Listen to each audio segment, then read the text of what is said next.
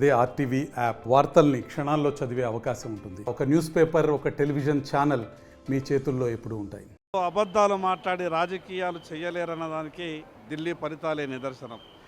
తెలంగాణలో జరిగినటువంటి అసెంబ్లీ ఎన్నికల ఫలితాల తర్వాత ఢిల్లీలో జరిగినటువంటి ఫలితాలు ఈరోజు అవినీతి చేస్తే ప్రజలు ఏ రకంగా గుణపాఠం చెప్తారో ఢిల్లీ ఫలితాలే దానికి నిదర్శనం.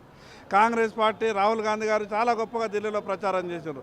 తెలంగాణలో మేము మోడల్గా రాష్ట్రాన్ని పరిపాలిస్తున్నాం, బీసీలకు ఎక్కువ ప్రాధాన్యతనిస్తాం, అందరికీ 6 గ్యారెంటీలు అమలు చేస్తామని గొప్పగా తెలంగాణ మోడల్ని ఢిల్లీలో ప్రచారం చేస్తే కాంగ్రెస్ పార్టీకి ఈరోజు ఢిల్లీ ప్రజలు గుండు సున్నా పెట్టారు.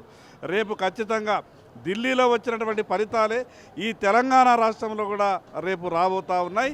దానికి కాంగ్రెస్ పార్టీ ఈరోజు ఈ రాష్ట్రంలో అవలంబిస్తున్నటువంటి విధానాలు చూసి ఢిల్లీలో ఏ రకంగానైతే ప్రజలు కాంగ్రెస్ పార్టీని అదేవిధంగా ఆమ్ ఆద్మీ పార్టీని శిక్షించారో రేపు భవిష్యత్తులో ఈ రాష్ట్రంలో తెలంగాణలో భారతీయ జనతా పార్టీ అధికారంలోకి రాబోతుంది. ఇది అసలు ఢిల్లీకి సంబంధించినటువంటి అంశం. మరొక క్వశ్చన్ ఇంకొకటి, ఢిల్లీ అక్కడ కాంగ్రెసే ప్రధానంగా కూడా గట్టి పోటీ పడడం వల్లనే బీజేపీ గెలిచిందని అంటున్నారు. ఎన్నికలు జరిగినప్పుడు అనేక రాజకీయ పార్టీలు పోటీ చేస్తాయి.